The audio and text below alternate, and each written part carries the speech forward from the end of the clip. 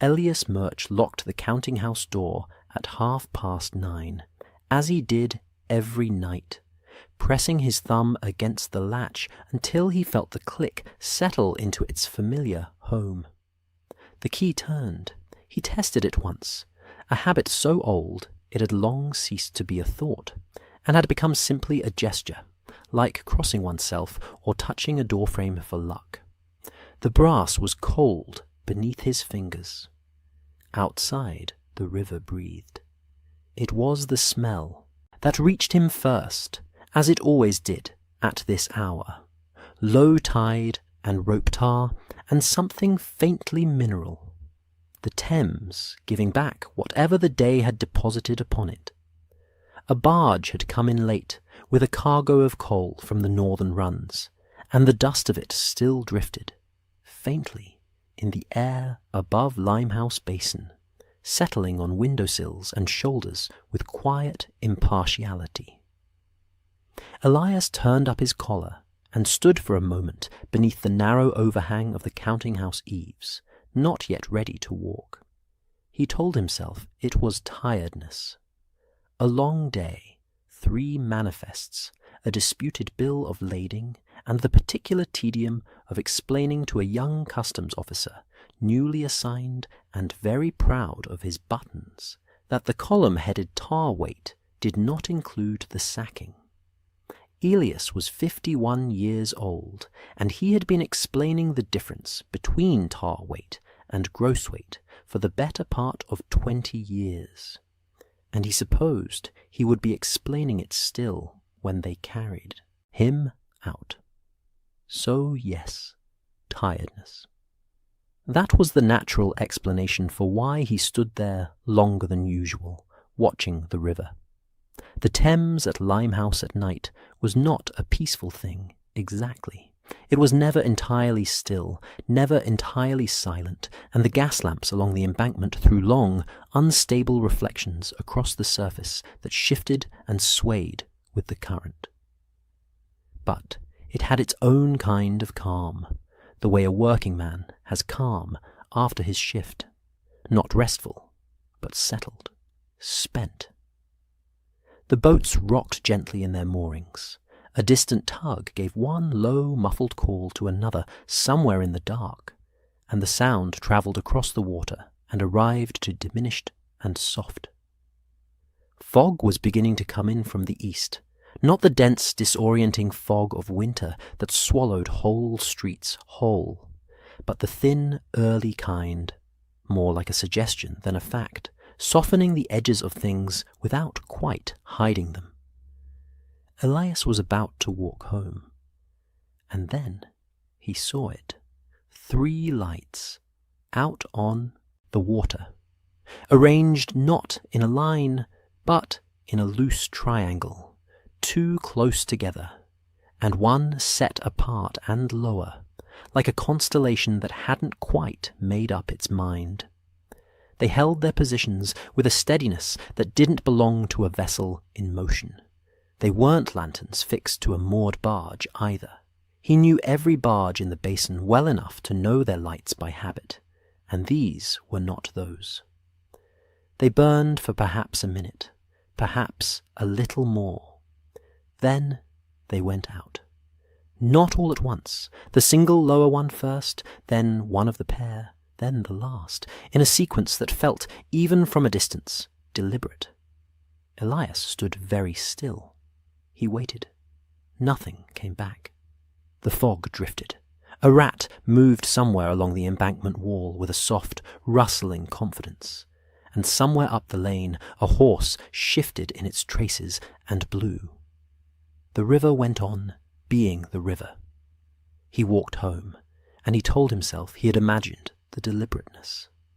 Lights on a working river at night were common enough. Patterns were what the mind made of things it didn't immediately understand. He was tired. The manifest had been 3 pages long, and the young customs officer had asked him to recount the sacking twice. He went to bed. He slept adequately. The second time, he had a notebook in his coat pocket. He had not planned to bring one.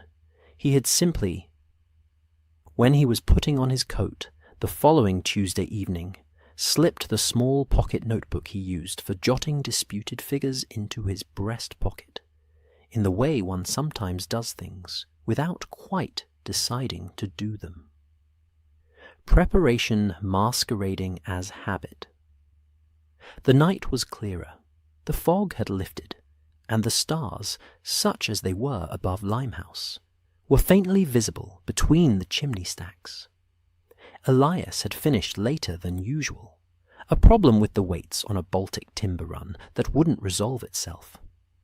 And by the time he locked the counting-house door and turned toward the river, it was nearer to 11 than to 9:30. He stood in his usual spot beneath the eaves.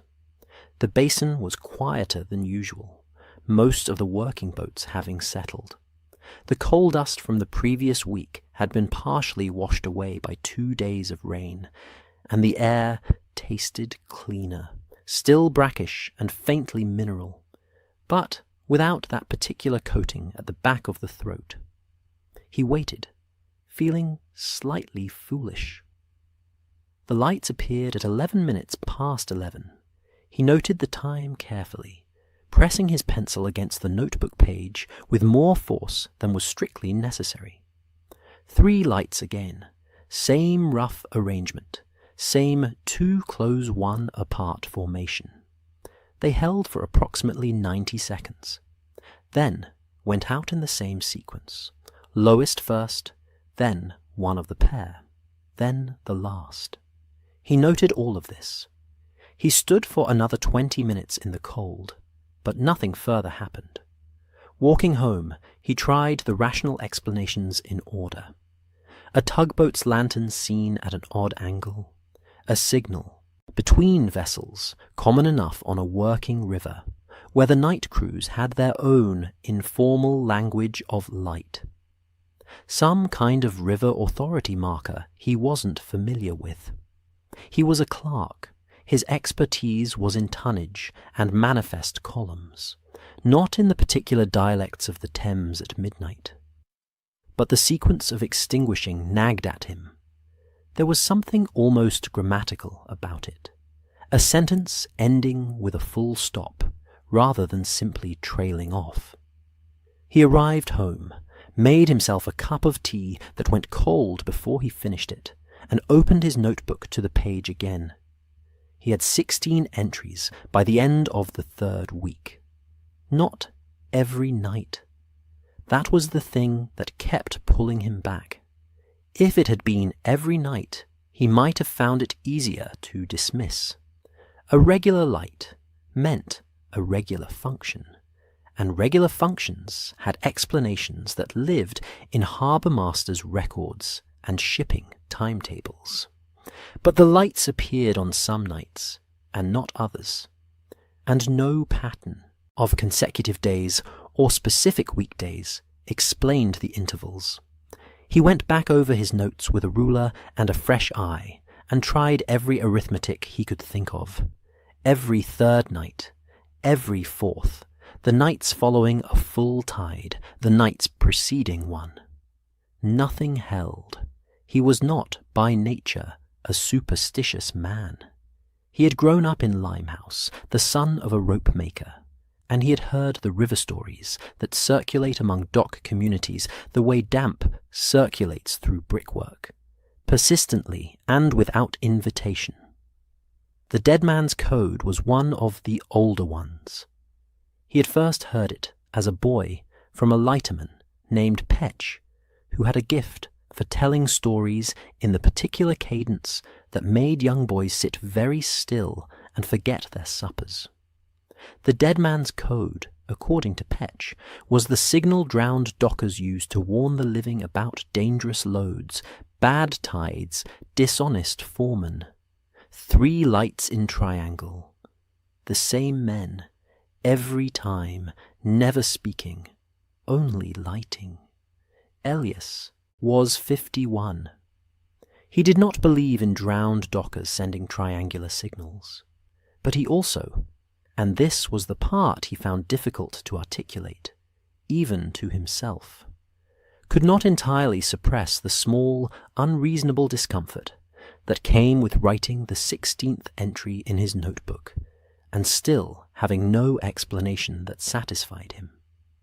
He thought about mentioning it to Calloway, the assistant harbour master, a solid and practical man who knew the river better than most. But there was something embarrassing about it, bringing a notebook full of late-night observations about lights to a man who dealt in actual shipping incidents and actual vessels. He imagined Calloway's expression, patient, politely bewildered, faintly kind in the way one is kind to someone who has perhaps been working too hard. He thought about mentioning it to his sister in Bermondsey. She would have told him to pray about it and get more sleep. She was probably right about the sleep. He did not mention it to anyone for nearly 3 weeks. What changed his mind was the 17th entry. He had been more systematic by then, arriving at the embankment at the same time each evening and staying for a fixed period. He had begun noting not just the lights themselves, but everything around them, the tidal state, the position of any visible vessels, the weather, the time of the harbour master's last recorded departure.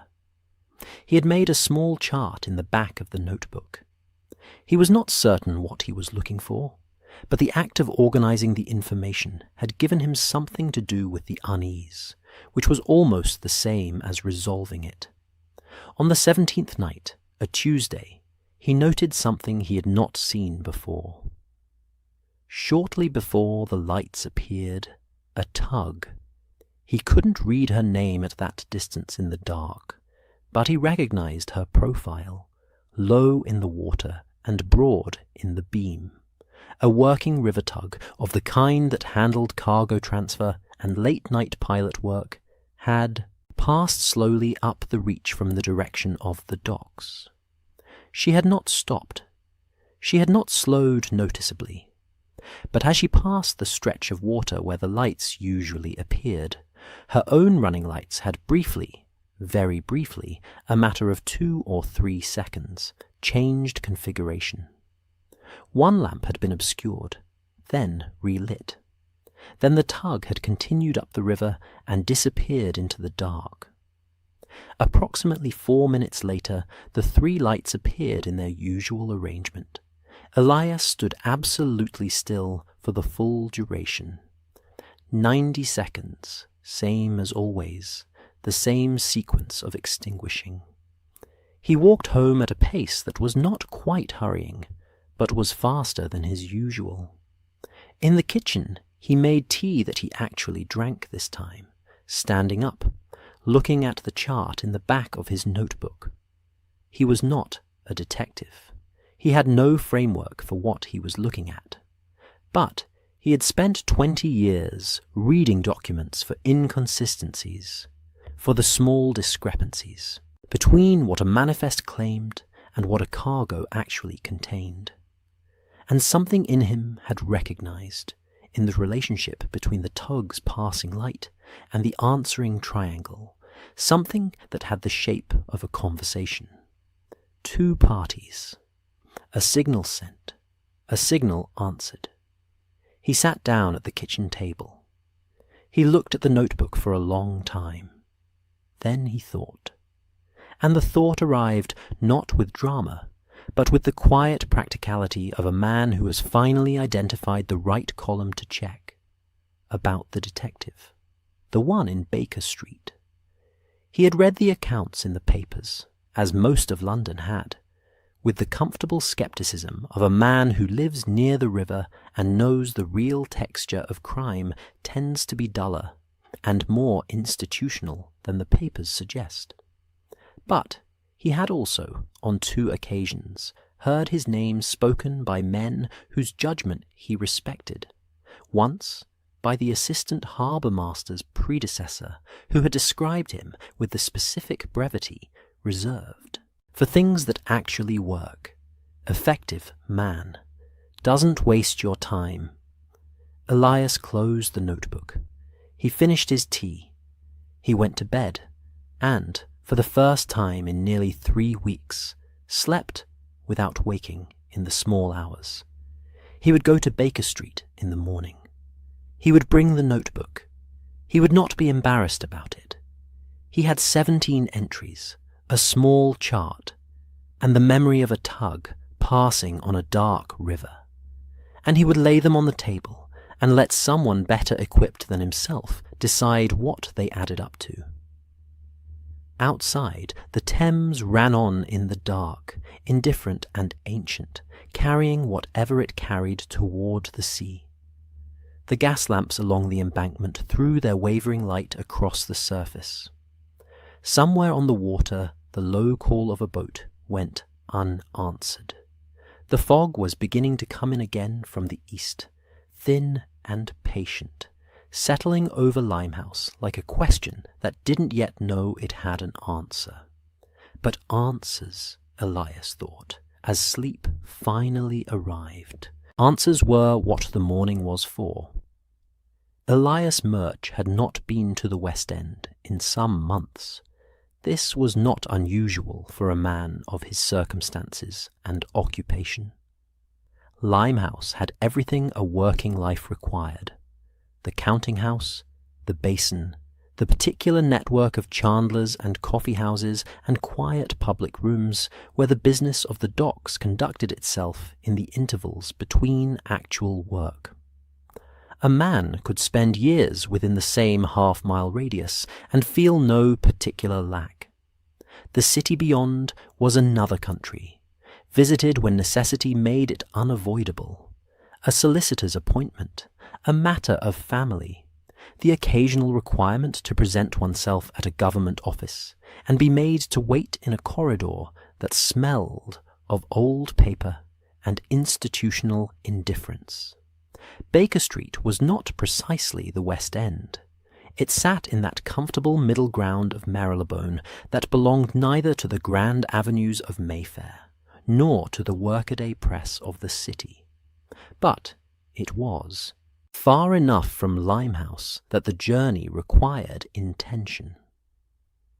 Elias had taken the Underground Railway from Whitechapel, which he had done precisely 3 times in his life, each time finding the experience simultaneously impressive and faintly unsettling in the way that most Victorian engineering was impressive and faintly unsettling.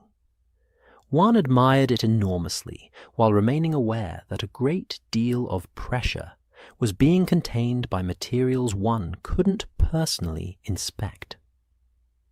He emerged at Baker Street Station into a morning that had decided, in a half-hearted way, to be pleasant.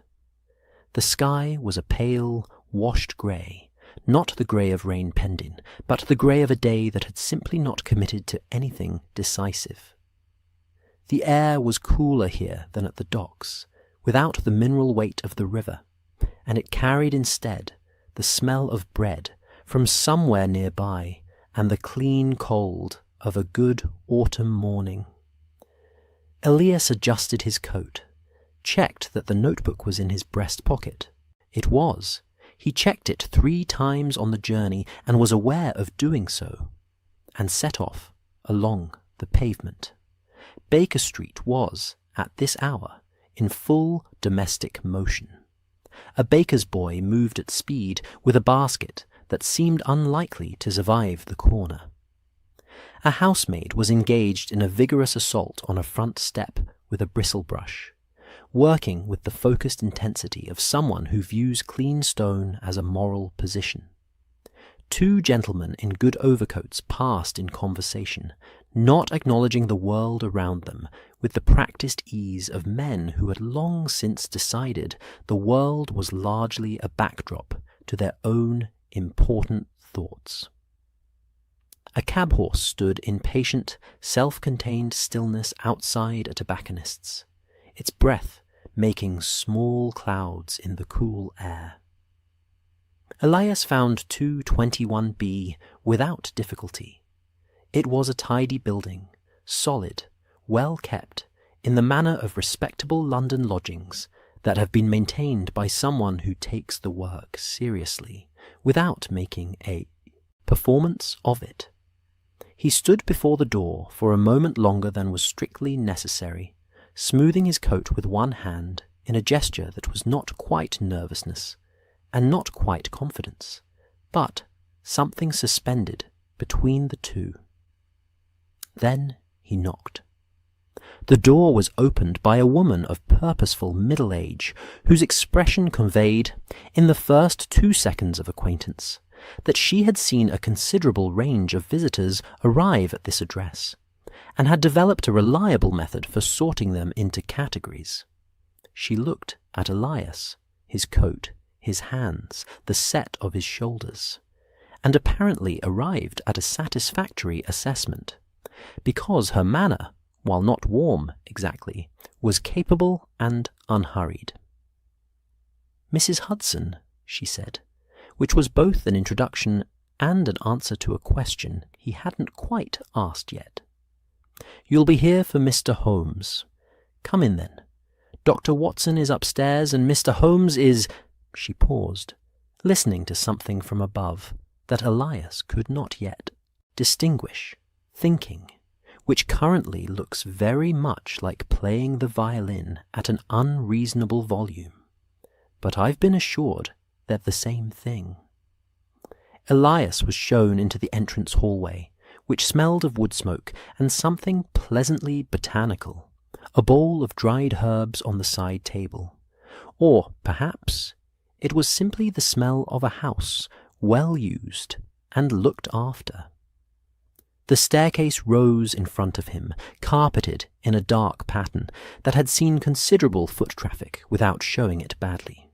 From somewhere above came, indeed, the sound of a violin, not music precisely, but something more exploratory, a phrase repeated, and then altered, repeated, and then abandoned, the sound of a mind using sound to think with.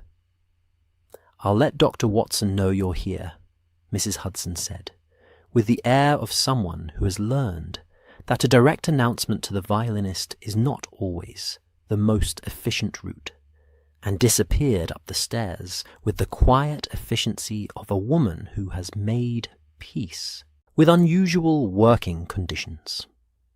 Elias stood in the hallway and listened to the violin, and felt, somewhat to his own surprise, less anxious than he had expected to feel. Watson came down the stairs with his hand already extended, which Elias found immediately reassuring in a way that was difficult to articulate. There was something in the gesture, the frank, unhesitating warmth of it, that suggested a man who had no interest in making visitors feel they were an imposition. "Mr. Murch," Watson said. "John Watson. Come up, please. Mrs. Hudson has already threatened us with tea, which means it will appear whether we ask for it or not, so we may as well be comfortable." He was a solid, pleasant-faced man, perhaps a few years younger than Elias, with the kind of steady brown eyes that people tend to find calming without quite knowing why. His manner was neither effusive nor formal. It occupied the easy middle ground of someone accustomed to meeting strangers in circumstances that required them to be at ease quickly. Elias had the thought, climbing the stairs behind him, that Watson must have been a good doctor in the straightforward sense, not merely technically competent, but the kind of man whose presence in a room made the room feel slightly more manageable. The sitting room at the top of the stairs was, Elias was not sure what he had expected, but he found that he had expected something more austere. Instead, it was warm, in both temperature and texture. A fire well established in the grate, armchairs that had been sat in enough to have opinions about how they should be used, books arranged in a manner that suggested genuine use rather than decoration, a chemistry apparatus on one table, that had apparently been pushed back to make room for a breakfast tray, and had not quite been pushed back far enough. Papers occupied several surfaces with the comfortable confidence of papers that have been allowed to develop territorial claims. Holmes was standing at the window when Elias entered. He had set down the violin. It lay in its open case on the settee like something having a rest. And he turned as Watson made the introduction with the attentiveness of a man who has been listening to the footsteps on the stairs and has already begun forming conclusions. "Mr. Murch," Holmes said. "Dock clerk. East. Limehouse, I'd say, from the boot leather, and the particular way the cold comes off a coat that's been near the basin. Sit down, please. You have a notebook." It was not quite a question. Elias sat and found himself reaching for the notebook before he'd consciously decided to, which felt, in Holmes's presence, like entirely the correct response. "I do," Elias said. 17 entries. "Good," Holmes said, and sat down across from him with the focused, unhurried attention of a man who has set everything else aside. "Tell me from the beginning. Don't edit. The things that seem irrelevant to you are frequently the things that interest me most." The tea arrived, as promised, without being asked for.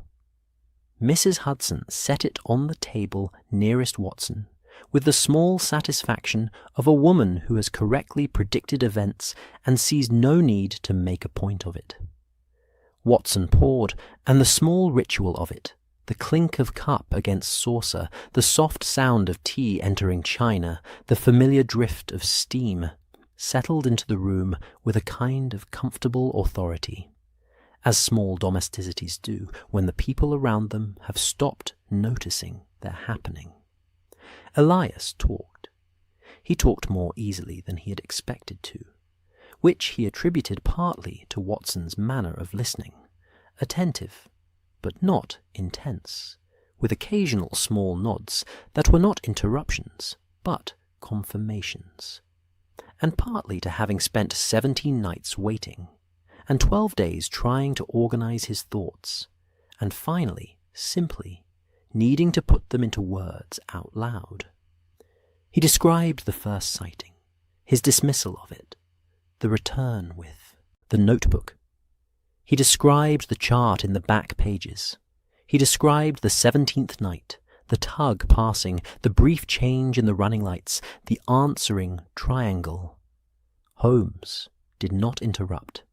He sat quite still through most of it, which was a specific kind of stillness, not passive, but concentrated, the stillness of someone processing rather than waiting. Once or twice his eyes moved to the window, not in distraction, but in the manner of a man who is thinking better with something in his peripheral field. When Elias finished, Holmes held out one hand for the notebook. Elias gave it to him. The examination was brief but thorough. Holmes moved through the pages without lingering visibly over any single entry, but Elias had the impression that nothing was being skimmed. He turned to the chart at the back, held it for a moment at a slight angle, as if the tilt revealed something, then handed it to Watson, who looked at it with interested attention. "You said the lights extinguish in sequence," Holmes said. "Lowest first." "Every time," Elias said, "without exception." "And the tug, could you estimate the hour more precisely? You noted 11 past 11. Was that approximate or exact?" "I had my watch in hand. It was exact. I noted the time as the tug passed the reach before the running light changed." Holmes glanced at Watson. Something passed between them in the brief economy of expression that belongs to people who have spent considerable time in each other's company. "Watson," Holmes said, "I believe we still have the tidal charts from the Wapping matter. I believe they're under the chemistry apparatus." "Of course they are," Would you— "Already standing," Watson said mildly, getting up. It was in the next quarter hour, while Watson located the charts and Holmes cross-referenced them with the notebook, and Elias drank a second cup of tea that he had not planned on, but found he needed, that Elias arrived at the particular feeling he would later, in his own private accounting of the matter, find difficult to name precisely. It was not relief, exactly. That was too large, and the problem wasn't solved. It was something quieter and more specific, the feeling of having carried something alone for longer than was reasonable, and having now, without drama, put it down on a table where someone else could see it too. The notebook sat between him and Holmes, like a thing that had been translated from private worry into shared information. And shared information was a different category of thing entirely. Holmes was not, in manner, a comforting person in the conventional sense. He didn't offer reassurance in the way Watson didn't have that quality of deliberate warmth. But he had something else that served the same function. He was taking the problem completely seriously. He was cross-referencing the tidal tables with the same focus he would have brought to anything.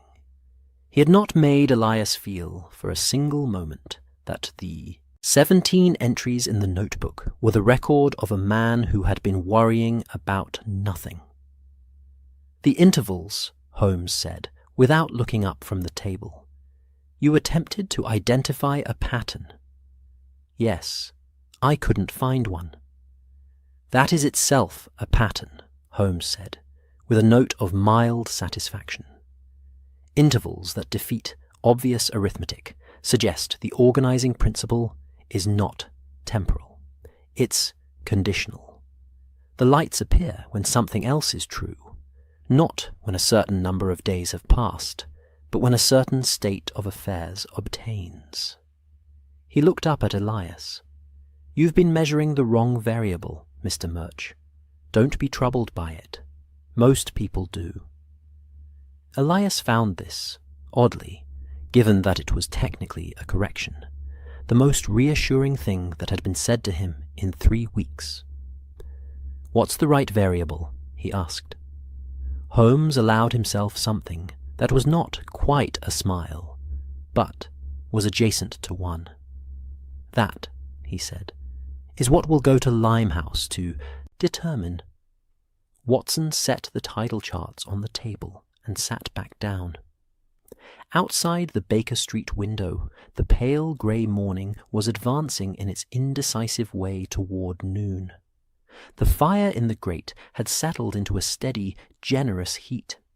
Somewhere below, Mrs. Hudson was engaged in some domestic business that produced a series of comfortable, distant sounds. A door, a step, something moved and set down. The background rhythm of a well-run household going about its ordinary work. Elias looked at the notebook, now covered in Holmes's pencil annotations, in a hand that was small and precise, and moved at angles to the printed lines. He looked at the tidal charts, at Watson's neat parallel column of the dates, at the window with its quiet London light. He had come here with 17 nights of observations and a chart that had told him nothing, and he had been in this room for less than an hour, and already it looked, somehow, like the beginning of an answer. "When?" he asked. "Tomorrow morning," Holmes said, "if it's agreeable to you. I should like to see the counting house, the angle from the embankment, and," he glanced at Watson, "I understand the coffee at the Limehouse tea house is considered adequate." "It's considered exceptional," Watson said with mild firmness. "Watson considers it exceptional," Holmes said, returning to the charts. "I consider it educational. Either way, we shall require it." Elias Murch walked back to Baker Street Station in the early afternoon with the notebook in his pocket, and the particular lightness of a man who has handed a complicated thing to someone whose hands are better suited to hold it. The sky had still not committed to being anything, but the bread smell had returned, or perhaps a different bakery had taken up the responsibility. The housemaid's step was clean and pale in the thin sunlight. He did not know yet what the lights on the water meant. He did not know whose tug it was, or what the signals were, for or why the intervals refused his arithmetic. He knew only that in a warm room in Baker Street, with tea going cold beside him and a fire going steadily in the grate, a man he had never met before had looked at his 17 entries and treated them as evidence. That, Elias thought, was enough for one morning. He went home along the Underground and arrived at Limehouse as the light was beginning to turn, and he stood for a moment on the embankment before going inside. The river was its usual self, broad and grey, and carrying the day's business toward the sea. The basin was quiet in the mid-afternoon lull. He looked at the stretch of water where the lights appeared. Tomorrow, he thought, and went inside. They took a cab from Baker Street. Holmes's preference on working mornings, Watson had noted, was always the cab rather than the Underground. Not from any aversion to the railway, but because the cab allowed him to look at the city as it changed, to read the shift in character. From one neighbourhood to the next, the way a naturalist reads the changing of terrain. London, Holmes maintained, was never one city. It was 30 cities laid over each other like a palimpsest, each neighbourhood its own distinct civilization, with its own textures and economies and unwritten laws, and the transitions between them were worth attending to. Watson attended to them now from the cab window, watching the streets alter as they moved east. It happened gradually, and then, all at once. The confident facades of Marylebone gave way to the busier, more commercial press of the city, banks and shipping offices, and the particular architecture of institutions that handle money and wish to look as though they handle it responsibly. Then the city thinned, and the streets began to narrow and deepen, and the smell of the river entered through the cab's small window, faint at first and then insistent, and the buildings became lower and more various, and the pavements more crowded with working life, and the grand London of broad avenues and polished brass was replaced by a different London entirely, the London that built the first one, that loaded its ships and mended its rope and kept its books and woke before dawn to do it all again. Limehouse arrived with the particular authority of a place that has no interest in announcing itself. The cab set them down near the basin, and Watson stepped out into the full sensory weight of the docks. It was mid-morning, and the basin was at full working pitch. 2 barges were being unloaded along the near quay, a coal run, and what appeared to be a Baltic timber delivery. The long, pale planks stacked against the quayside, like the pages of an enormous book. The men working the timber were moving in the practiced, economical rhythm of people who have performed the same sequence of movements so many times that the body has taken over from the mind, each lift and step and set down, flowing into the next without visible effort or visible thought. Their breath made small clouds in the cool air. Someone was calling instructions from the quay wall above, in a voice that carried across the basin without apparent effort. The voice of a man who has learned to project over the permanent ambient noise of a working waterfront. That noise was everywhere and varied and, Watson found, as he always did in working places, oddly soothing in its busyness. The knock of wood against wood, the grinding complaint of a rope under tension, the slap of river water against stone, the distant clang of something metal being moved somewhere out of sight. The calls between workers in at least 3 languages, the particular sound of a heavy load being set down that vibrated faintly in the quayside stones beneath Watson's feet. Above it all, the smell. River, and rope, and coal dust, and the faint salt ghost of the sea that the Thames carried from the estuary. And beneath that, something warmer. Wood smoke from a brazier, near the customs shed, where 3 men were warming their hands with the focused appreciation of people who have been cold for some time. Holmes stood beside him and looked at all of it with the focused, absorbing attention of a man conducting a survey.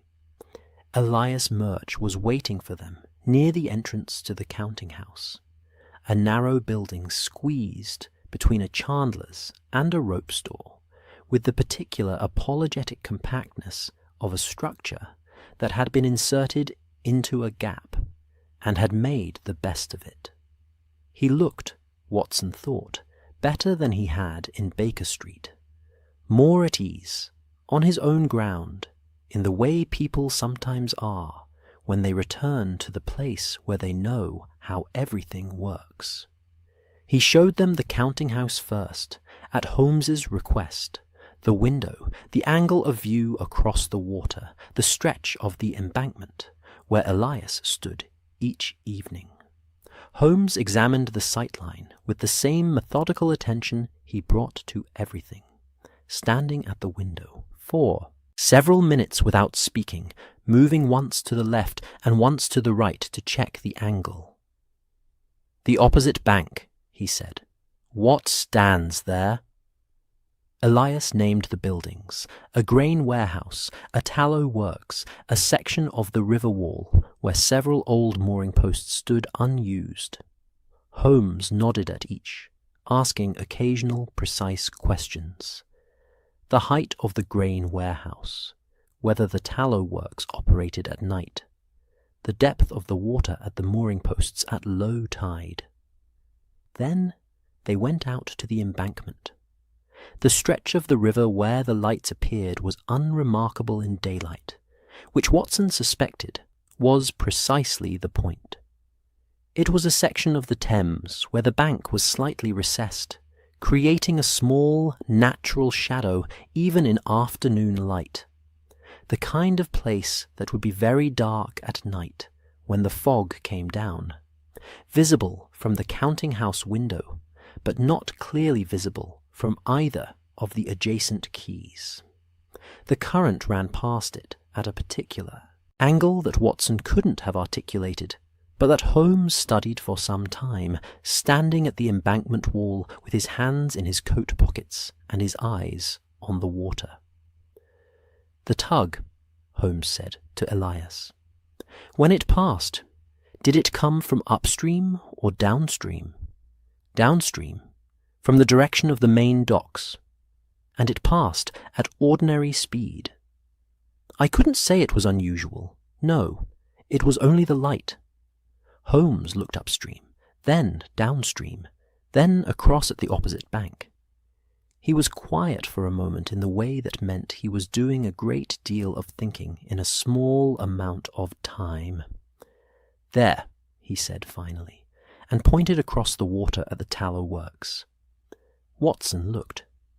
The building presented a blank, dark face to the river, old brick, 2 stories, the kind of building that has settled into its foundations over decades, and intends to remain. The upper windows were dark, but on the gable end, facing the water, there was— Watson leaned forward slightly— a fixture of some kind, mounted high on the brickwork. At this distance it was difficult to read. A shutter arrangement, perhaps. Something that could open and close. "What is it?" Watson asked. "A signal shutter," Holmes said, with quiet satisfaction. "Modified from a ventilation fitting, I'd imagine. But it's been altered. The angle of the mounting is deliberate. It faces this stretch of water directly. He turned to Elias. Your lights aren't on the river, Mr. Murch. They're reflections of the lights. The shutter opens, the lamp behind it projects across the water, the fog and the rippled surface of the Thames scatter and diffuse it into what appears to be 3 separate sources at varying depths. You've been reading a mirror image of something happening on the opposite bank. Elias stared at the tallow works for a moment. Watson watched the expression on his face move through several stages: surprise, recalculation, and then the particular look of a man whose mind is reorganizing around a new fact. I never thought to look across, Elias said, simply. Most people don't, Holmes said, without a trace of unkindness. We look toward the thing that appears to be moving. They walked along the embankment, Holmes still thinking aloud in the partial, half-assembled way he had, on days when the pieces were presenting themselves in useful order. Watson making notes in his pocketbook with the easy habit of long practice. Elias Murch walked with them, answering questions when asked, and otherwise maintaining the comfortable silence of a man who has decided to trust the process, even if he cannot yet see where it leads. The dockside life continued around them, indifferent to their investigation. A group of men were gathered near the basin entrance, waiting for a foreman to assign the morning's work, a familiar scene on any working waterfront. Men in various states of hope and resignation, some talking, some simply standing in the patient way of people accustomed to waiting as an occupational condition. Watson observed them with the instinctive attention he'd had since his medical training, the habit of reading a group for health and history. The man with the wrapped hand, the older docker whose back gave him away in the set of his shoulders, the very young one who didn't yet know how to stand to conserve heat. He thought about what it meant to spend your working life here, the early dark of winter mornings, the cold coming off the water, the loads and the manifests and the perpetual noise and the wages that were never quite enough, and the skills that were entirely real and entirely unrewarded by the city's official estimation of worth. He thought about it in the specific, attentive way he had when something was registering as more than background detail. Holmes, beside him, said, "You're going to write a passage about the dock workers." "I might," Watson said. "You have the look." "I wasn't aware I had a look." "You have." "Several," Holmes said. "That one means you're feeling the injustice of something quietly, and planning to render it onto paper later. It's a useful look. It improves the narratives considerably." Watson didn't dignify this with a direct response, but he did write 2 more lines in his pocketbook. They found the tea house near the basin's south entrance, a low-ceilinged room that had achieved the particular alchemy of being simultaneously very full and very calm, a quality Watson had noticed before in places where working people gather for genuine rest rather than recreation. The tables were scrubbed plain wood. The tea arrived in thick cups that had no pretensions about being thin. A counter at the back offered bread and something warm in a pot that smelled of root vegetables and patience. The tea-house keeper was a compact, observant woman of indeterminate age who acknowledged their entrance with the measured assessment of someone who reads new customers quickly and files them under the appropriate category. She brought tea without being asked, which Watson interpreted as a positive sign about both the establishment and their collective appearance. "The tallow works," Holmes said quietly, once she had returned behind the counter. "Do you know who owns it?" Elias wrapped both hands around his cup. "Changed hands a few years back. I don't know the current owner personally. It's been running reduced hours, barely operating from what I've seen." Holmes nodded, unsurprised.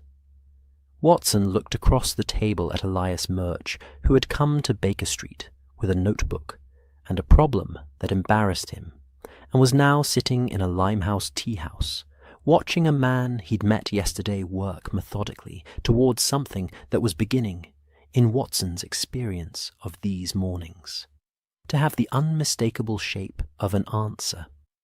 Outside, the river went on. The noise of the basin continued, loading and calling, and the knock of wood on water. The brazier near the customs she'd sent a thin thread of smoke upward into the grey sky. Holmes set down his cup. "I should like," he said, "to look at the customs records." They returned to Baker Street in the early afternoon, when the light was at its flattest and the city had settled into the quiet, productive hum of the hours between lunch and the working day's end. The cab ride back was different from the mornings.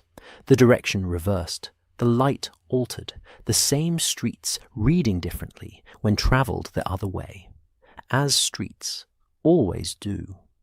Watson watched the neighbourhoods peel back in reverse order, east to west, Limehouse to the city to Marylebone, the working city receding behind them, and the comfortable city reassembling itself around them. And he thought about the tallow works and the shutter fitting mounted at its deliberate angle, and the men at the basin entrance waiting for work in the cold morning air. Holmes said nothing for most of the journey. This was familiar. On the return leg of any working morning, Holmes processed, quietly, internally, without visible sign except for the occasional small movement of his fingers against his knee, as though he were running through something in a sequence and checking items off against an internal list. Watson had learned, over many such journeys, that this silence was not absence, but its opposite, and that interrupting it was neither necessary nor particularly welcome. He looked out the window and let the city pass. The sitting room at 221B had, in their absence, been refreshed by Mrs. Hudson with the quiet efficiency she brought to all things. The fire rebuilt and burning steadily, the breakfast tray removed, a lunch arrangement set on the side table that Holmes would not eat, and Watson would, and the tidal charts, which had been left spread across the table that morning, stacked neatly to one side in a way that conveyed, without any accompanying note, that she had considered leaving them where they were, and had decided against it. Holmes retrieved them immediately, with the resigned acceptance of a man who knows that order and his working method are in a permanent state of negotiation. He spread the charts back across the table, the tidal tables for the lower Thames, covering the relevant 3-week period of Elias's notebook, the registered tug movement logs that Watson had collected from the harbour office that morning, while Holmes was examining the embankment wall. And now, alongside them, a second chart Holmes had requested from the customs office, through a contact whose name he had not volunteered, and Watson had not asked for. This one showed the duty rosters for the customs officers assigned to the Limehouse Basin, a grid of names and dates and shift assignments that looked, at first glance, like any other piece of institutional paperwork, and that Holmes was now examining with the expression he wore when institutional paperwork was about to become interesting. Watson settled into his armchair with his pocketbook and the intent to finish his notes from the morning. The fire was warm at his left side. Outside the window, Baker Street continued its afternoon in the mild grey light. The room was quiet except for the fire, the occasional turn of a page, and the sound of Holmes's pencil marking the chart. It took him the better part of an hour. Watson had finished his notes, made tea that he drank alone without offering any to Holmes, on the grounds that Holmes would not drink it, and had read 4 pages of a monograph on pathological calcification that he had been meaning to finish for 3 weeks, before Holmes set down his pencil and sat back in his chair. "There," Holmes said. Watson set down the monograph. Holmes turned the title chart toward him and indicated with one finger a column of circled dates, Elias's 17 entries, marked against the chart. "The lights appear on low-water nights," Holmes said. "Not every low-water night, but exclusively. Low-water nights. Elias couldn't find the pattern because he was looking at the calendar. The organizing principle is the tide." Watson looked at the column of circles. They did, once you knew what you were looking for, sit consistently in the lower portion of the tidal range. He felt the small, satisfying click of a thing falling into place. "Low water means the basin entrance is shallower," Watson said, thinking it through. "Certain vessels can't navigate it at low water." "Certain vessels can't," Holmes agreed. "But certain other vessels, shallow-drafted, purpose-built for this kind of work, can navigate it precisely because the water is lower. The depth clears the sediment bar at the basin entrance and allows a flat-bottomed tug to bring a cargo through the back approach." He moved his finger to the tug movement log. "The Cormorant, registered to a freight broker in Wapping. She draws 3 feet, 9 inches. The basin back approach at low water gives 4 feet, 2. And on every other night, she can't use it." Watson looked at the log. The Cormorant's movements were recorded in the dry, factual language of harbour administration. Arrival times, departure times, cargo descriptions in the abbreviated notations of a system designed for efficiency rather than readability. But now, read against the tidal chart and Elias's notebook, they acquired a different quality. A pattern that had been invisible became obvious. "She's been using the back approach to avoid the main customs inspection point," Watson said. "Every time," Holmes said. "Exclusively on low-water nights. And exclusively." He moved to the duty roster now, his finger running down a column of names. "On nights when a particular customs officer is on the late shift." He tapped the name. Watson read it. "You know him?" Holmes asked. "I don't. But, presumably, you do." "I know of him. He appeared in a Customs Board inquiry 3 years ago, a minor matter involving misdeclared weights on a sugar cargo from Barbados. The inquiry found no evidence of deliberate fraud, and the case was closed. But the name was noted." Holmes leaned back. "He's been careful. He works infrequently enough that the pattern isn't visible in any single month's records. Spread over 3 months, as Elias's notebook gives us, it becomes unmistakable."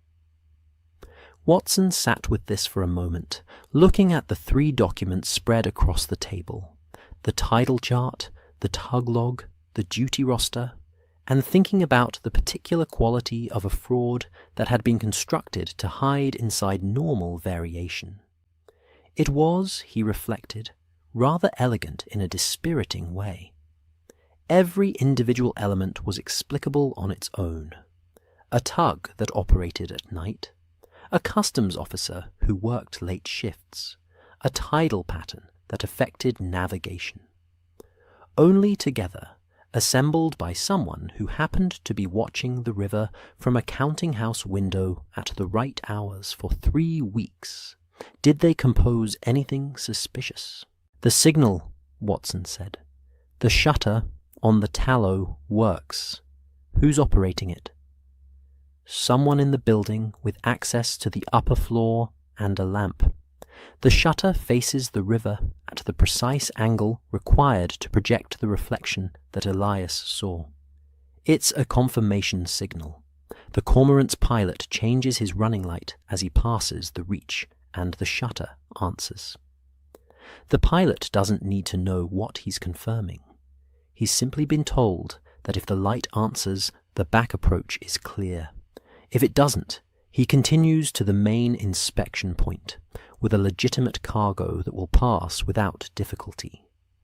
So the pilot may be entirely innocent. Quite possibly, the man at the shutter is not. The customs officer is not. And whoever is in the crates that have been coming through the back approach. Holmes paused, with the particular quality of someone electing not to speculate beyond the evidence currently in hand. That remains to be established. Watson thought of the counterfeit customs stamps. He thought of the crates. He thought of the men on the quay that morning, waiting in the cold for work that paid them half a shilling a day, while paper and ink and the cooperation of a single official made other men wealthy at the same river. "What do we do next?" he asked. Holmes picked up his pencil again and drew one clean line connecting the 3 circled dates in Elias's notebook that fell within the next 2 weeks, given the tidal projections. "We wait for the next low-water night," he said, "and then we don't watch the lights. Mr. Murch has been kind enough to watch the lights for us. We watch the tallow works instead." Outside the Baker Street window, the afternoon was beginning its slow dissolution toward evening, the flat grey light warming very slightly at the edges, the street lamps beginning their preliminary flicker before fully committing to the night's work. A hansom cab passed at a comfortable pace. A woman with a basket walked purposefully in the direction of the bakers. The ordinary traffic of the city moved around the unmoving fact of 221B in the way it always did, indifferent and continuous. Watson looked at the documents on the table. He looked at the 3 clean lines Holmes had drawn.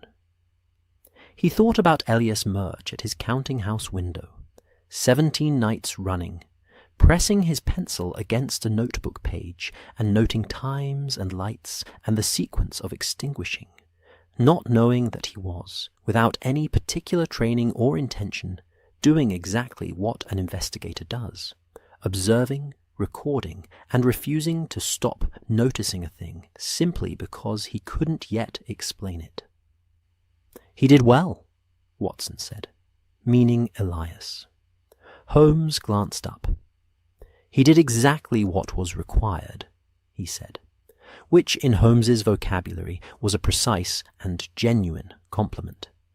"He kept the record accurate, he didn't contaminate it with interpretation, and he came to us before he talked himself out of it. He returned to the chart. Most people, faced with something they can't explain, either abandon the observation or explain it away. He did neither. Watson made a note of this in his pocketbook because it seemed like the kind of thing that was worth keeping. "Tea?" he said. "No. I shall have some anyway." "I expected nothing less," Holmes said, without looking up. The fire settled in the grate with a soft exhalation. Somewhere below, Mrs. Hudson was engaged in the quiet domestic business of early evening. A door, a step, the familiar rhythm of a household turning toward the night. Watson poured his tea and sat back and looked at the 3 lines on Holmes's chart, connecting low water nights and a tug and a man's name on a duty roster, and felt the particular satisfaction of a case that had found its shape. Outside, the city was moving toward evening. Somewhere to the east, the Thames was doing what it always did, receding and returning, indifferent to the schemes. Conducted on its banks, carrying the tide in and the tide out on a schedule that answered to the moon and nothing else. 3 more low-water nights, Holmes's pencil said.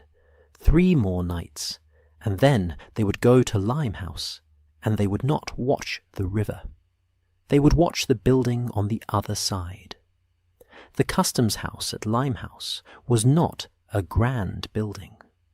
This was, Watson had always felt, a minor architectural injustice.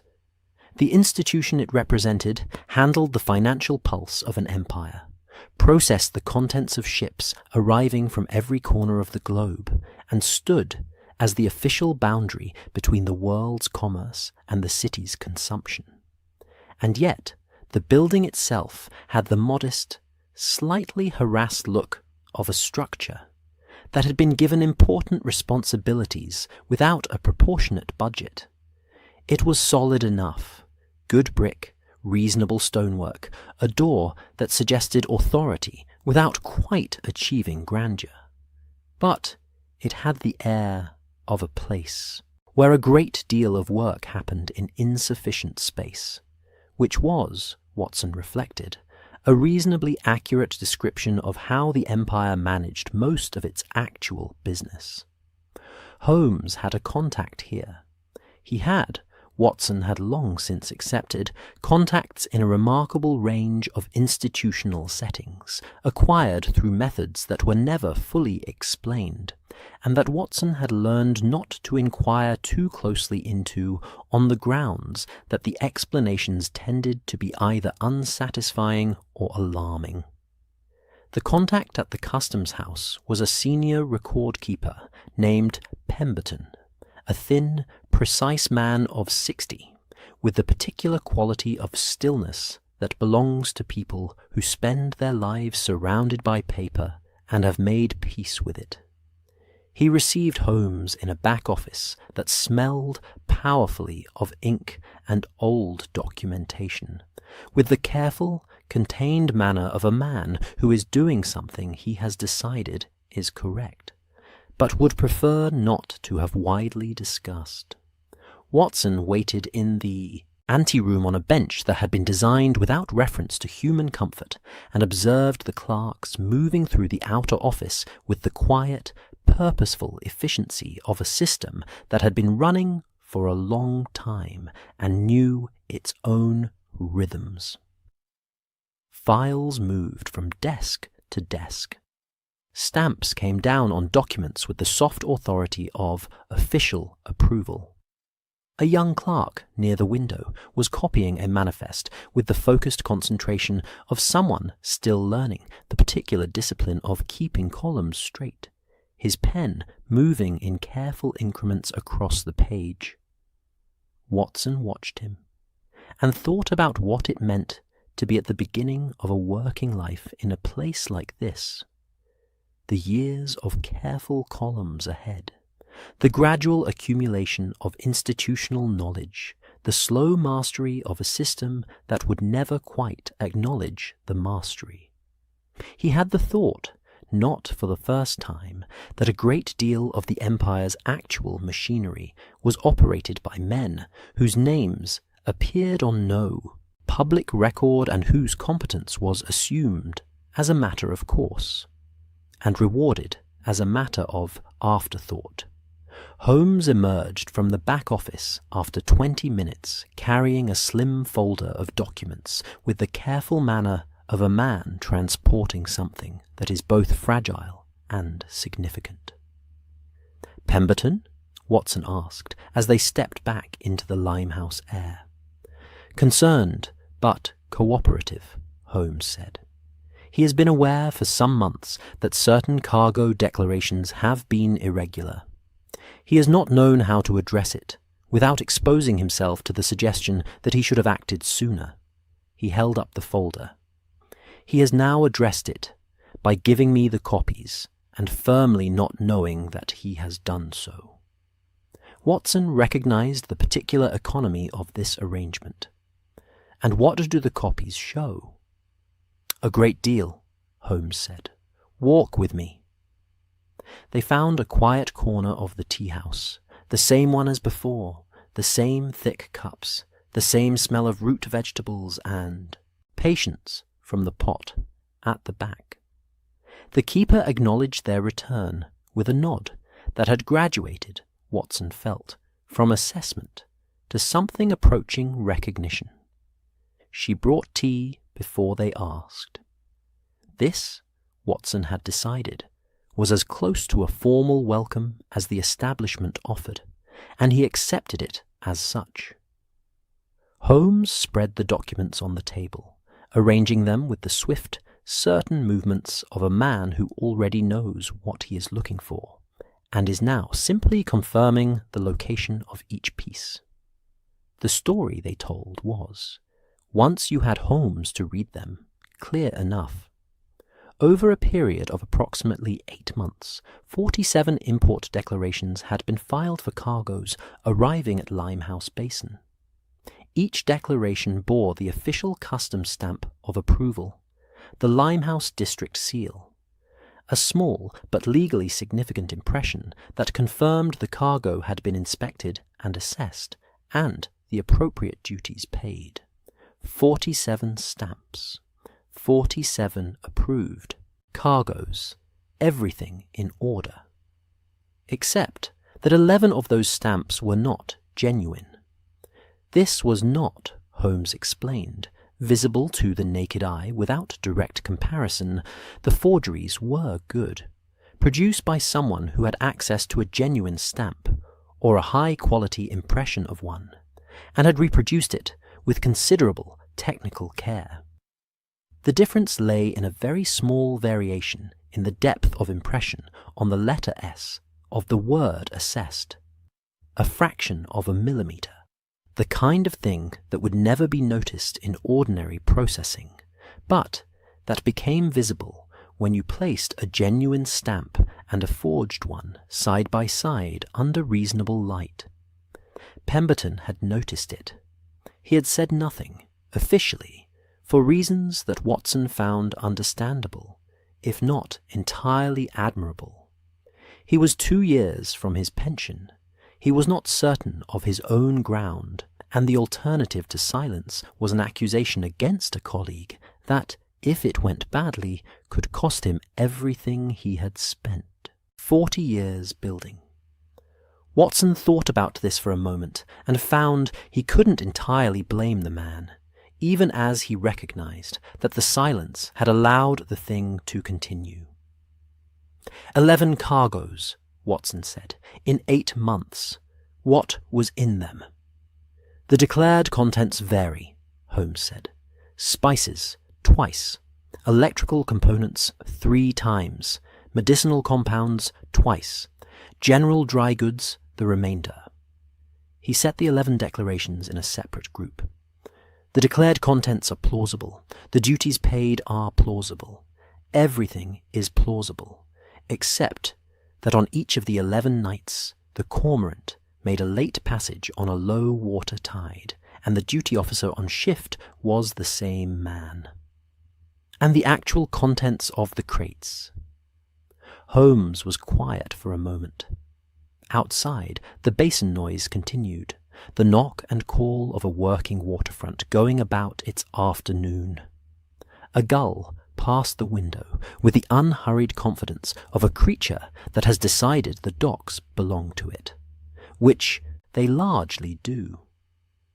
I have a reasonable theory, Holmes said, but I should prefer to confirm it before I state it, because the confirmation will matter considerably when this reaches the people it needs to reach.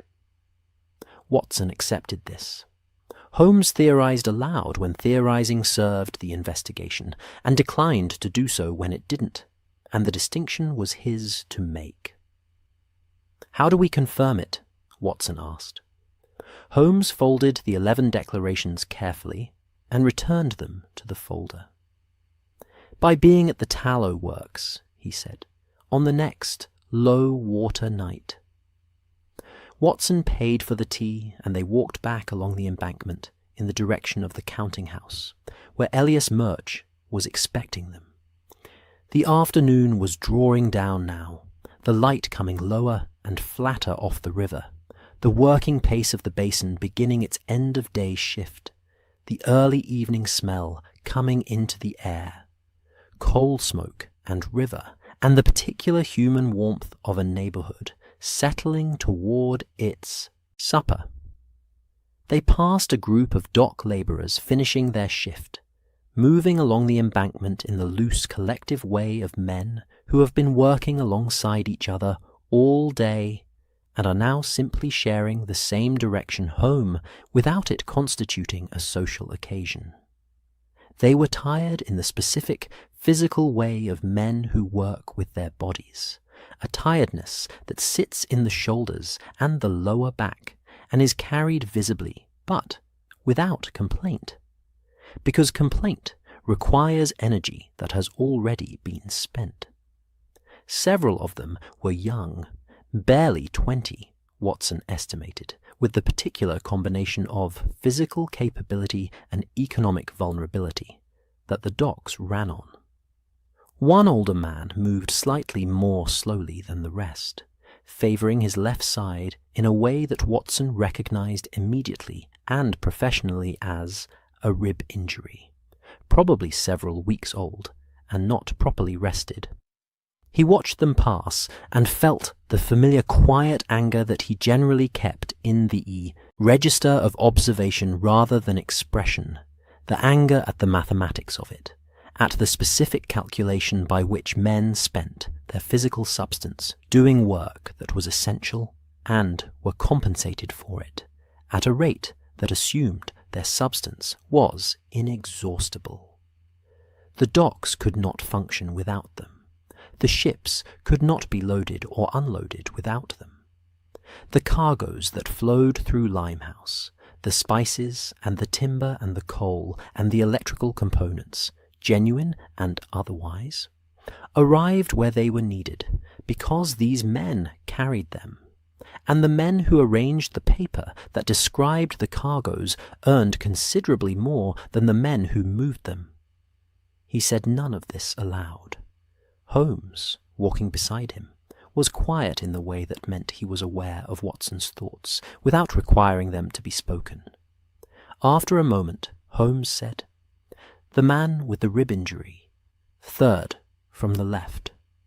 "Yes," Watson said. "He'll rest it on the weekend, if his wife insists." "His wife is correct to insist." "She usually is," Holmes said, with the dry gentleness he occasionally deployed when the subject was human frailty rather than human error.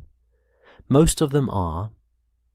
Elias received them in the counting-house with tea already made, a fact that Watson found touching in its quiet practicality.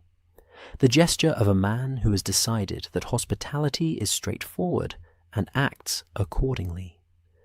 The counting-house was a narrow room, but a warm one, a small stove in the corner, doing efficient work against the river cold. The window that looked out onto the basin was the room's primary feature, a working window, its sill worn smooth and slightly darkened where elbows had rested over many years, looking out at the same water.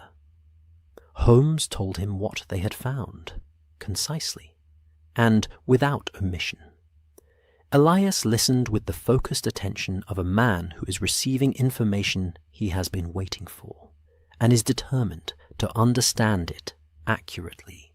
When Holmes finished, Elias was quiet for a moment, looking at the documents that Holmes had set on the desk beside his ledger.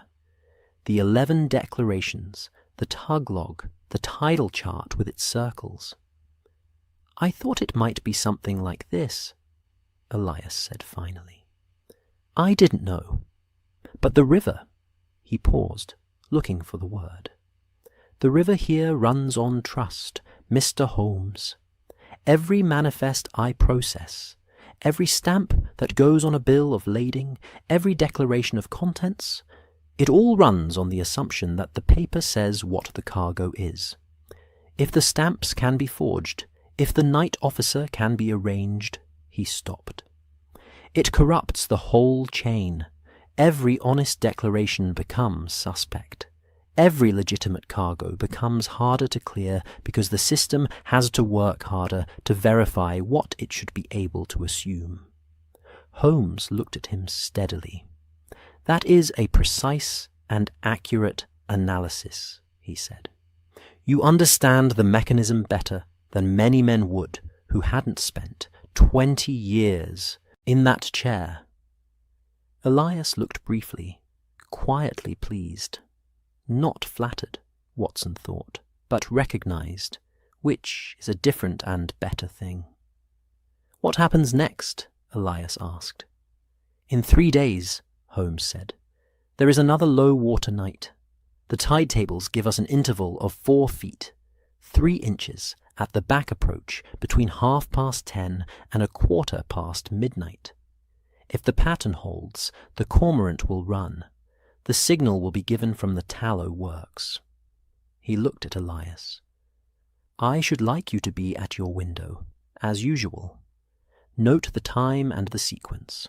Watson and I will be on the opposite bank." Elias nodded. "And the customs officer?" "Will find," Holmes said, with a mildness that Watson recognized as the particular mildness that precedes something irrevocable, "that the arrangements he has made for that night do not produce the results he has been led to expect."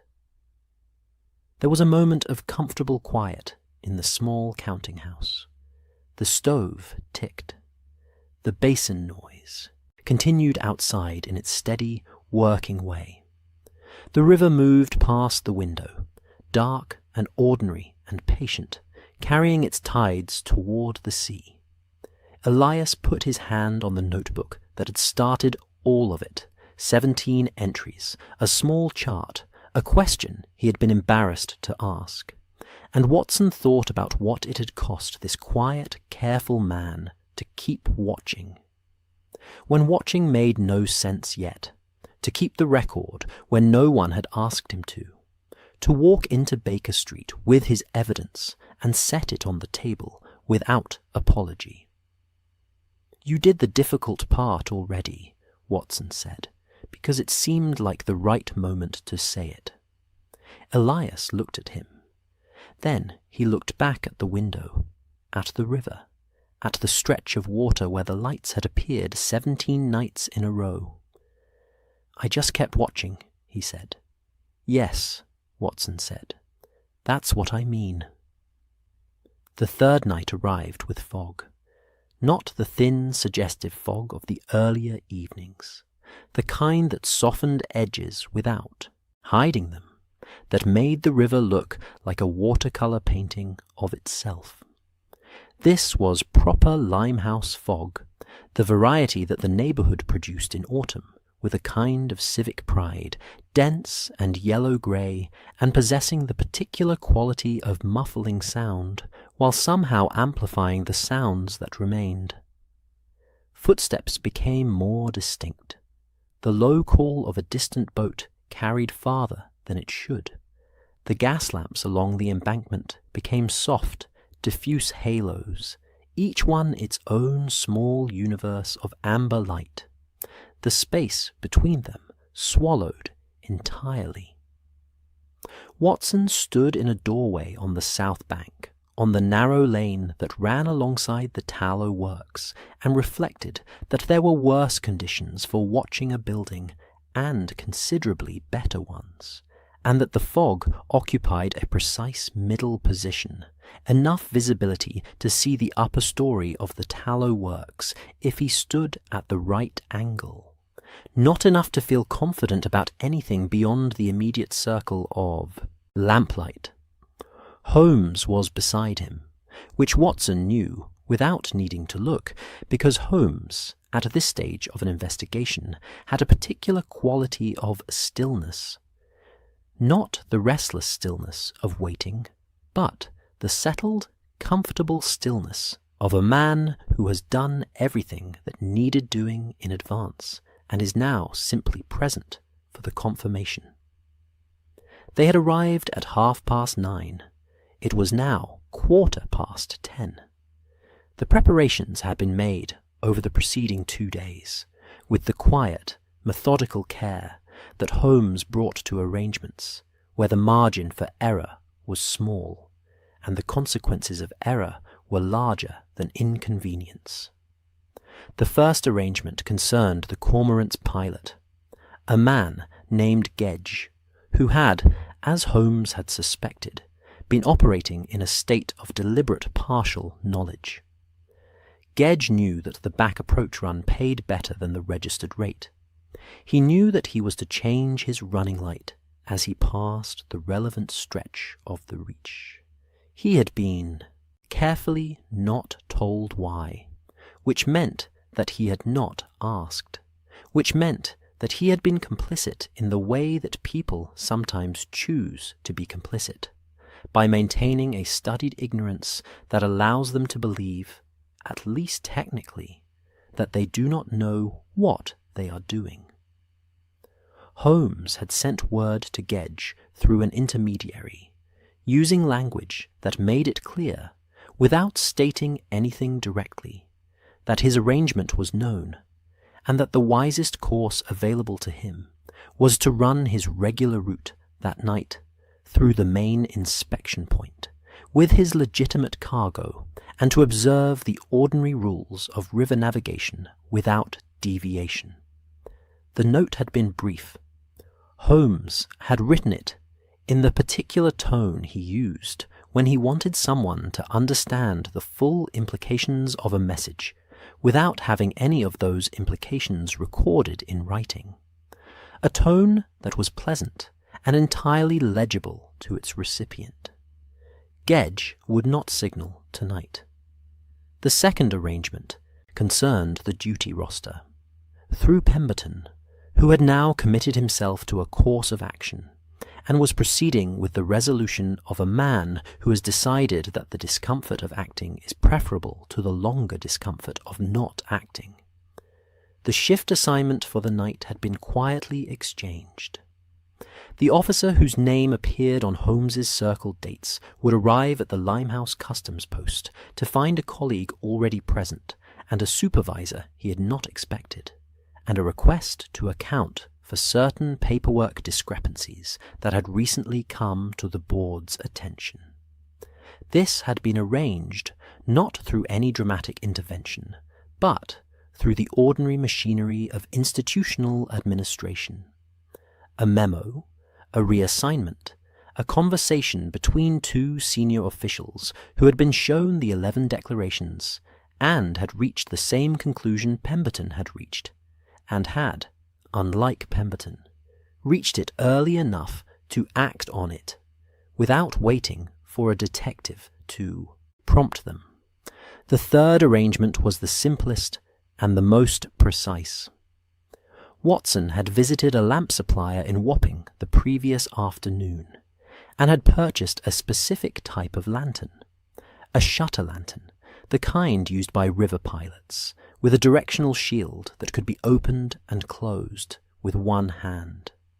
He had brought it wrapped in brown paper, and Holmes had spent an hour in the Baker Street sitting room, with the tidal chart and Elias's notebook open beside him, working out the exact sequence of signals that would need to be replicated to convince whoever was operating.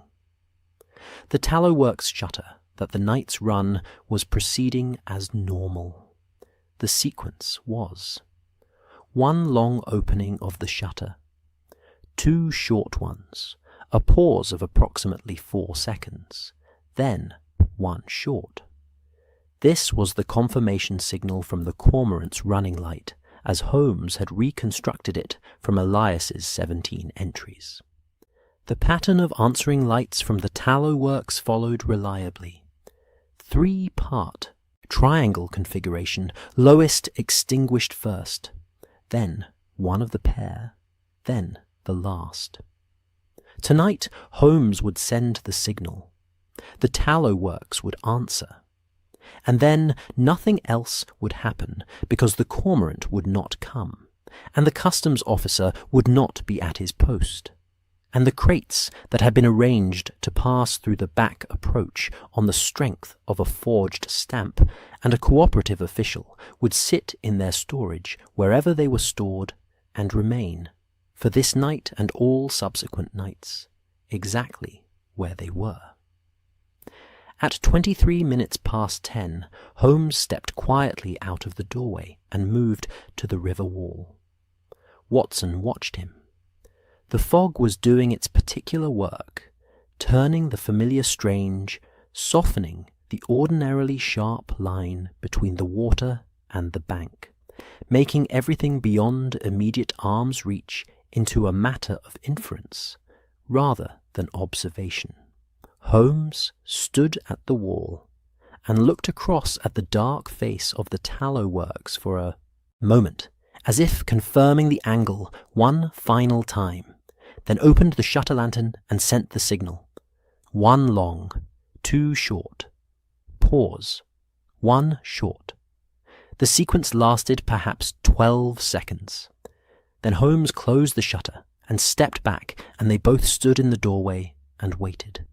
The fog shifted slightly, a movement of air from the east, from the direction of the estuary, carrying the faint salt edge of the sea.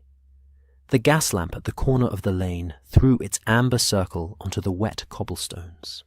Somewhere on the river, a boat moved at low speed, its engine a distant muffled pulse. The fog absorbed it and returned silence. Then, from the upper story of the tallow works, the answer came. 3 lights, exactly as Elias had described them, exactly as the notebook's 17 entries recorded them, and now visible to Watson not as reflections thrown across the river by some mysterious agency, but as their actual origin. 2 lamp points close together in an upper window, one set apart and lower, their light projected outward and diffused by the fog so that Watson could see, with the simple clarity of being on the correct side of the equation, precisely how the river surface would have caught and scattered those projections into the triangle that had puzzled a dock clerk for 3 careful weeks. The lights held. 1 minute, 90 seconds. Then the lowest one went out. Then one or the pair. Then the last. Darkness returned to the upper story of the tallow works, as ordinary as any other dark window on any other working night. Holmes stood quite still for a moment. Then he turned to Watson with the expression he occasionally wore when something had confirmed itself exactly as expected. Not triumph, which would have been excessive for the confirmation of a calculation, but a quiet, clean satisfaction. "There," he said. What happened inside the tallow works in the following hour was, in its practical details, less dramatic than the signal exchange had been. Holmes had arranged for 2 constables from the local division to be present in the lane at the rear of the building. Again, through the kind of quiet prior communication that left no visible trace of coordination. And when the lamplighter from the upper floor descended and attempted to leave through the back entrance, he found the exit occupied in a way that made departure inadvisable. Watson wasn't present for this part of the evening's proceedings. He had returned to the embankment, to the stretch of wall where Elias's counting house stood, because it had seemed right to be there. Elias was at his window. He had his notebook open, though he was not writing. He was simply watching, the way he had watched for 17 nights, with the patient, careful attention of a man who had decided that whatever was out there was worth the trouble of seeing clearly. Watson stood below on the embankment and looked across the water at the tallow works, whose upper window was now dark and would remain dark, and he thought about the fog and the mirrors and the simple, elegant geometry of it. How a light on one bank became 3 mysterious lights on the surface of the river, how a practical signal system became, to a careful observer at the wrong angle, a dead man's code, how the same information looked completely different, depending entirely on where you were standing when you received it. He thought this was probably true of a great many things, beyond fog and mirrors. After a while, he heard Elias's window open above him. "It's dark," Elias said. "The tallow works." "Yes," Watson said. "It will be, now." A pause. The river moved. The fog drifted in its patient way. "Is it finished?" Elias asked. Watson considered the question with the care it deserved. The arrest would be made. Pemberton's documentation would go to the board. The customs officer would face whatever accounting the institutional machinery prepared for him. The crates in their storage would be opened by people whose job it was to open them. The cormorant would return to its legitimate runs. The forged stamps would be examined by whoever examined forged stamps, and the results would be filed in a record somewhere.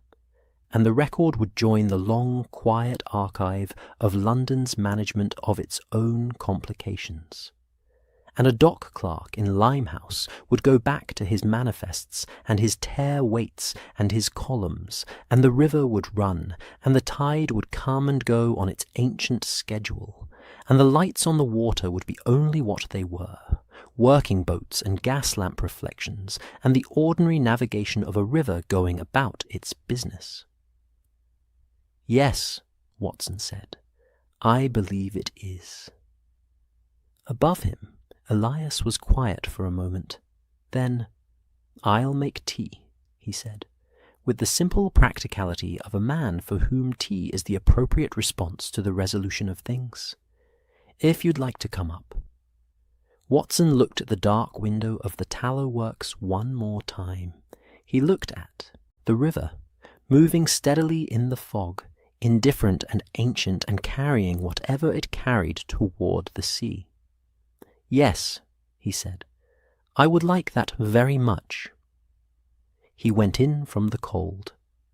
3 days after the lights went dark on the tallow works, London had one of those mornings it occasionally produces in late autumn, as if by way of apology for all the grey ones, a morning of clean, low gold light that came in at an angle across the rooftops and made everything it touched look briefly significant.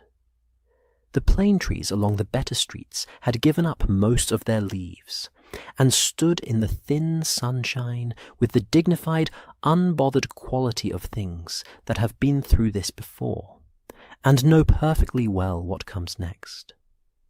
The air was cold, but without the damp weight of fog. It smelled of wood smoke and bread, and the particular mineral clarity that follows several nights of good frost.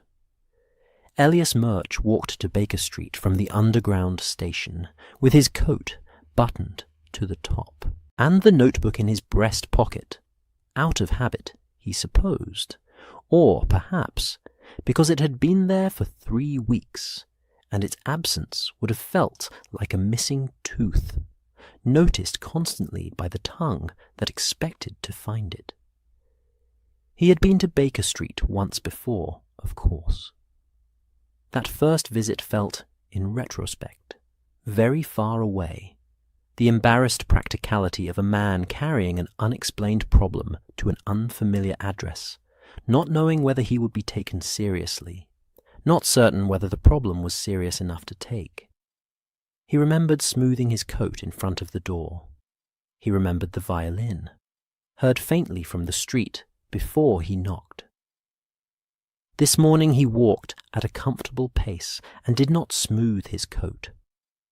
Mrs. Hudson opened the door with the unhurried recognition of a woman who has filed a visitor correctly on first acquaintance and is pleased to see the file confirmed accurate. "Mr. Murch," she said, "they're expecting you. Go up. Dr. Watson made a fire an hour ago, so it would be properly warm, which tells you everything you need to know about Dr. Watson, and Mr. Holmes has been at his chemistry since 7, which tells you everything you need to know about Mr. Holmes. T will follow you up directly."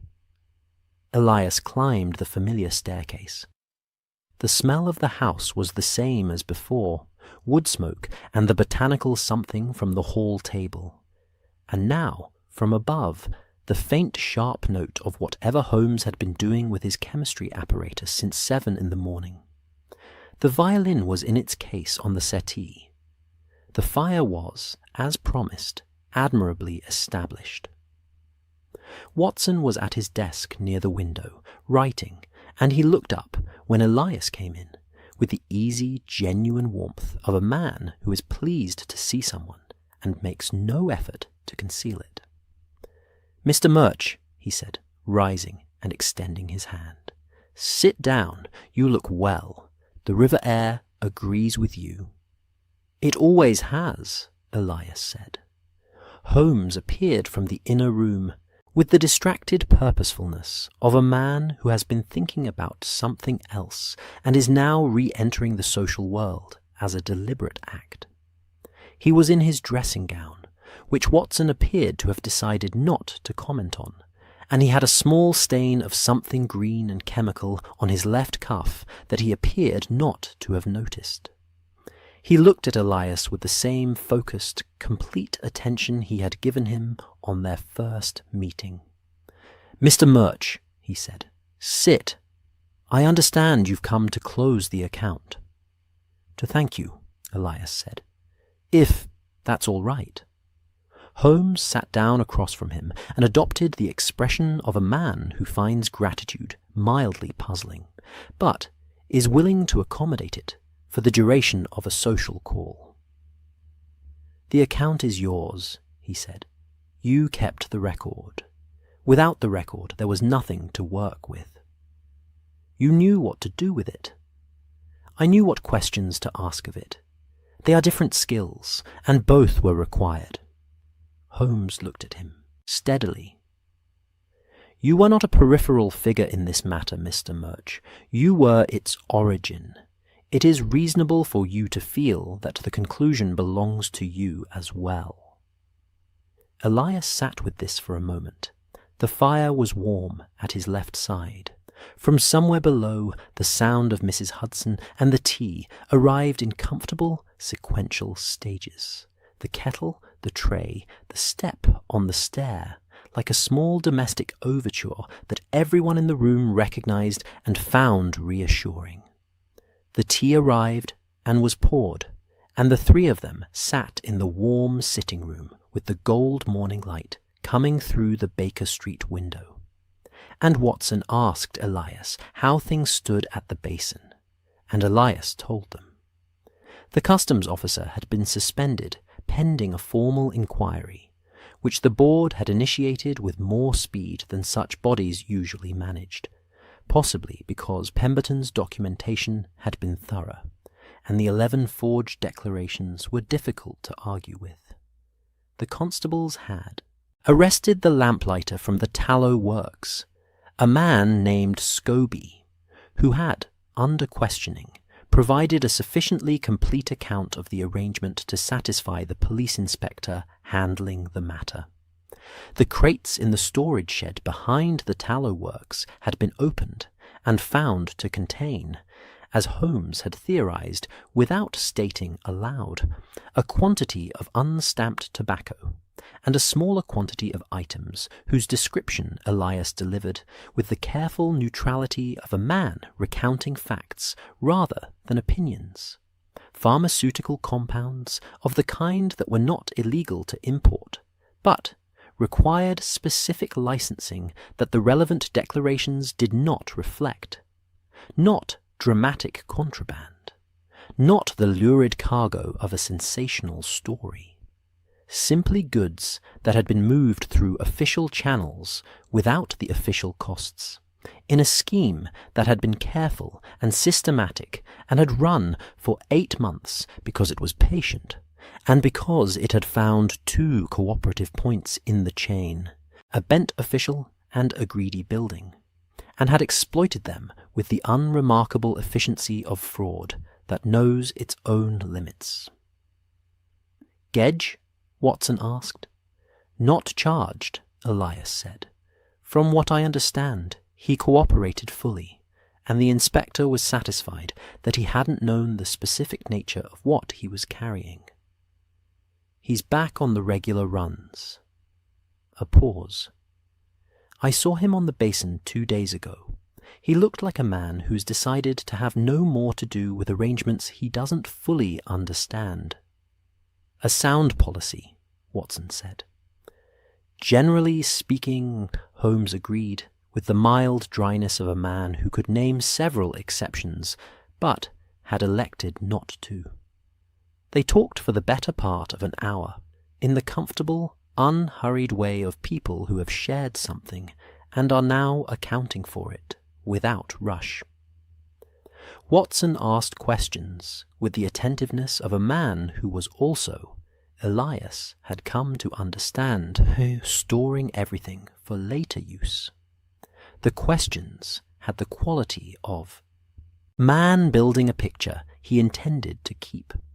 Holmes contributed occasional observations that were precise and occasionally unexpected, delivered with the flat certainty of someone who considers a conversation most useful when it contains at least one thing that surprises both parties. At one point, Holmes rose and stood at the window, looking down at Baker Street with his hands in his dressing-gown pockets, and said, without turning around, "The dead man's code." Elias looked up. "The legend," Holmes said. "You heard it as a boy. From a lighterman named Petch. He had a way of telling stories." "Most communities built on water develop some version of it," Holmes said, still looking at the street below. "A signal from the drowned to the living. Warning lights on dangerous water. There is, I think, something genuinely interesting in the fact that what Limehouse interpreted as a ghost story was, in its actual mechanics, precisely that. A signal from people with knowledge that others lacked, directed at those who needed the warning, using light over dark water." He turned from the window. The content of the legend was wrong. The structure of it was entirely accurate. Watson was writing something in his pocketbook. Elias suspected it was that. "Petch would have liked that," Elias said, after a moment. "Storytellers generally do," Holmes said, and returned to his chair. "When the facts turn out to have had the shape of the story all along." Elias left Baker Street in the early afternoon. Holmes had returned to his chemistry by then, not abruptly, but with the natural momentum of a man whose attention was already moving toward the next thing, which was simply his nature, and which Watson clearly found entirely unremarkable.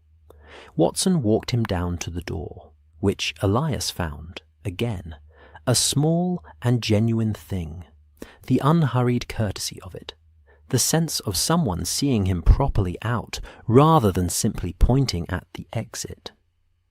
At the door, Elias paused. "The notebook?" he said. "Should I mean, the record, if it's useful to you." Watson looked at him with the particular warmth he had shown since the beginning of this business. "Keep it," he said. "It's yours. It was always yours." A brief pause. "Though if I might, I'd be glad to see it again before I write this up, if you're willing." Elias handed it to him without hesitation. "Write it up well," he said. "I always try," Watson said, with the modest sincerity of a man who means it. Elias walked back to the Underground and rode east and emerged at Whitechapel in the afternoon that was by now deepening toward early evening, the gold of the morning long spent and the sky settling into the quieter tones of a late autumn dusk, pale at the horizon, deepening to a blue-grey overhead, the first stars not yet visible, but present in the way that things are present just before they show themselves. He walked to the basin. He did not plan to. His lodgings were in the other direction. But his feet knew the route, and it was the kind of evening that made walking feel like the right use of the remaining light.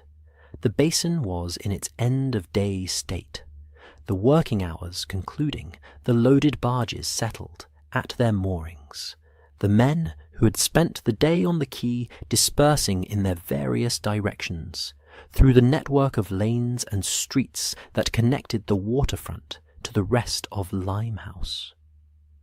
The gas lamps were coming on, one by one, along the embankment, each one igniting with that particular moment of hesitation before the mantle caught and steadied, a small individual assertion of light against the darkening air. Elias stood at the embankment wall and looked at the river. It was doing what it always did, moving, dark and broad, and entirely unconcerned with anything that had happened on its banks in the preceding weeks.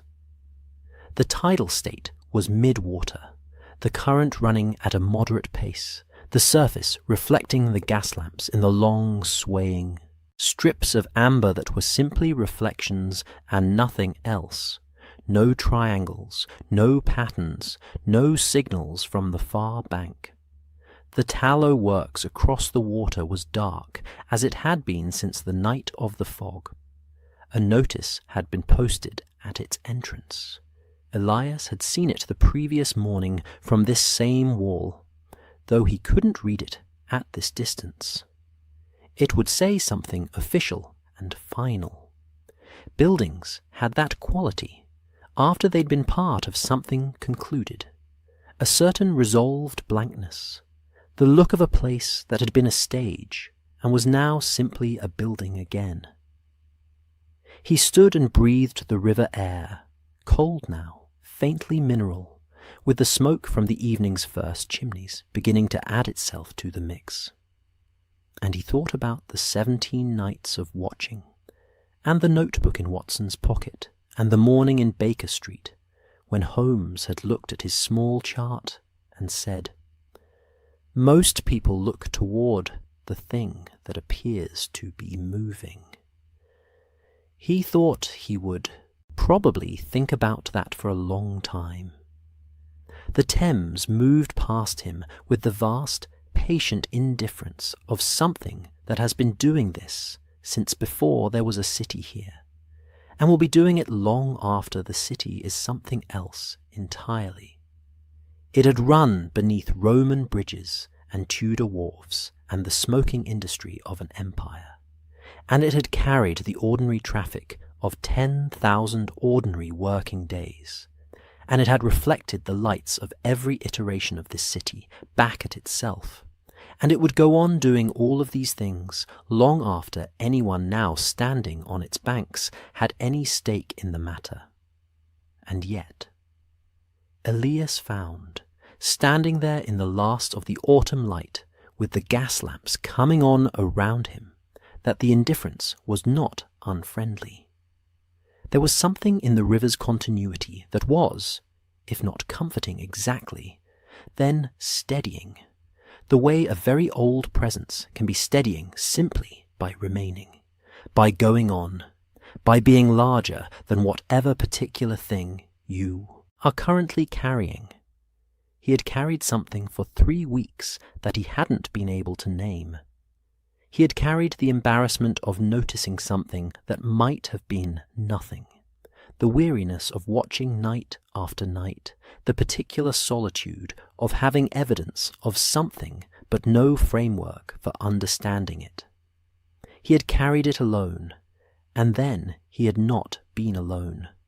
And now the thing he had carried had resolved itself into facts and names and an inspector's report and a senior official's desk and the quiet administrative machinery that the city used to process its own complications. The river didn't know any of this. The river simply ran. Elias decided this was fine. In Baker Street, later that evening, Watson sat at his desk with the notebook open beside him, and his pen moving across the page in the easy, fluent motion of a man who has found his beginning. The fire that he had built that morning was still warm at his left side, reduced now to a steady, generous bed of coals that needed no attention. Holmes was in the inner room, probably still at his chemistry, occasionally producing a sound that suggested progress of some variety. Mrs. Hudson had been up once, assessed the state of the room with the expertise of long practice, quietly removed the chemistry apparatus that had migrated back to the main table during the afternoon, and descended again without a word on either side. Watson wrote about the river. He wrote about the fog, and the mirrors, and the signal shutters, about the 17 entries in a careful notebook, about the tidal chart spread across the table, and the moment when 3 documents became one story. He wrote about Elias Murch standing at his counting-house window in the cold dark, pressing his pencil against the page and noting times and lights, because the alternative was to stop noticing. And stopping noticing seemed to him, quietly and without drama, like the wrong choice. He wrote about the dead man's code, about Petch the lighterman and the boys sitting still around a story, about the structure of legends and the accuracy of their shapes, even when their contents were wrong. He wrote about the dock workers waiting in the cold morning air for a foreman's signal, about the man with the rib injury, and the young one who didn't yet know how to stand to conserve heat. He wrote, "The river forgets slowly, if it forgets at all. But we are not the river. We have notebooks, and we have the good fortune sometimes of people who keep them." Outside the Baker Street window, London was settling into its night. The lamps lit, the traffic thinning, the city pulling its domestic life inward from the cold. Somewhere to the east, the Thames was dark and moving, carrying the last of the day's traffic toward the estuary and the sea. The fog had not come tonight. The stars, thin and cold and very far away, were visible above the rooftops. In Limehouse, the working boats moved in their moorings with the slow, rocking patience of things that are accustomed to the water. The gas lamps on the embankment threw their ordinary reflections across the surface, long amber strips that swayed with the current, shapeless and familiar and entirely without mystery. The river ran. The night deepened.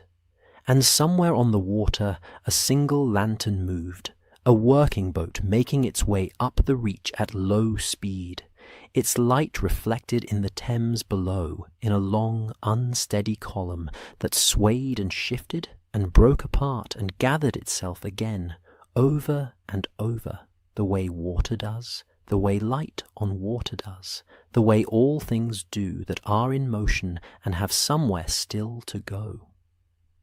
Rest now. The river will still be there in the morning. It always is.